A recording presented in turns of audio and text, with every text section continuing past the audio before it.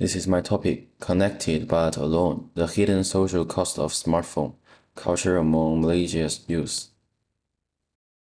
First, nowadays constant online connect has brought convenience, yet Malaysia students, restaurant operators, and marketing professionals reveal how smartphones quietly erode real-life communication, concentration, and work-life balance.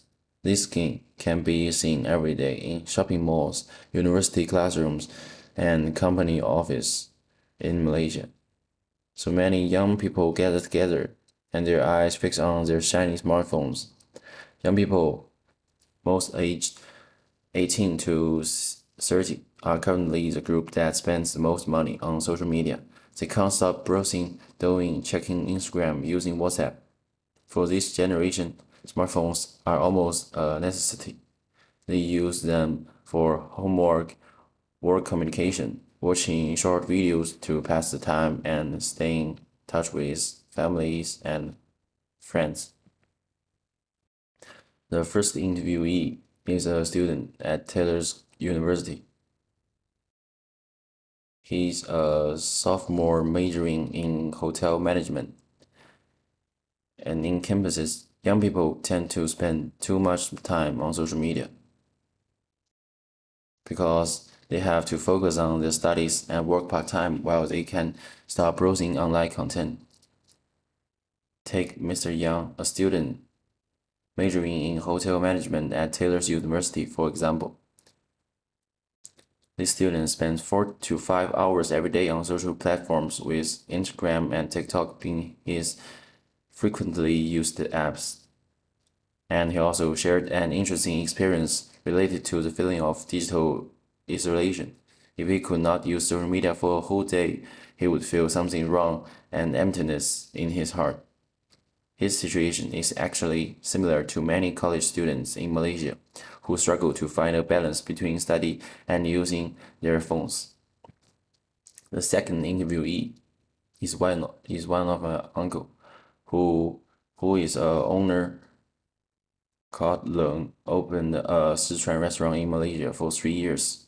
On weekdays they were 70 to 80 customers at a time, and on weekends and holidays, the number exceeded 10.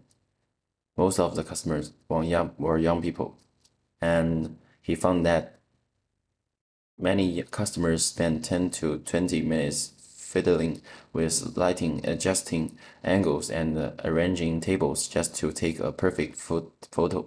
As a result, they end up delaying their meal time. However, this online exposure also brings some concerns about interpersonal relationship. Even it helped their restaurant to attract customers. The third interviewee is one of my friend who is a marketing sales manager. The marketing industry in Malaysia is highly competitive, and smartphones have become a standard for work.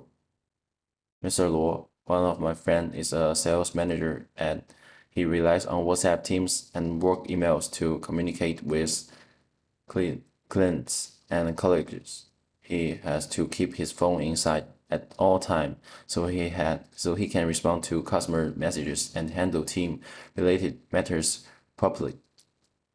When dealing with customer communications, he spends some time browsing social media during breaks. One reason is to catch his breath, and the other is see what customers are doing on social networks and any new developments in the industry.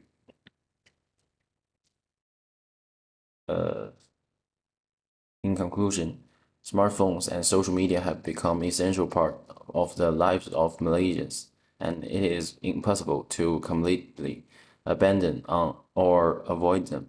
Therefore, relying solely on strict controls over these digital devices won't work in the long run. The key is to teach young people how to set boundaries for themselves and use these tools in a healthy manner.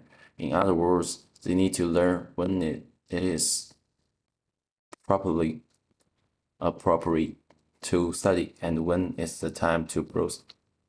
the internet aimlessly.